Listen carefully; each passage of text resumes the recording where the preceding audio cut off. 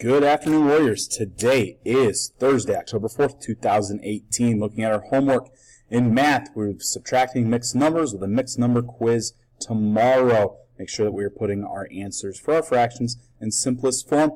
Remember, when we are borrowing, to make sure we borrow from that whole number and then we pinch by adding the numerator and the denominator together to give us the numerator for the top number, and then that can allow us to subtract from the numerator at the bottom to get our answers. Science, we've got a density practice assignment. Social studies, there is no homework. Language arts, there is no homework other than to bring headphones for tomorrow, as we will be doing Free Write Friday.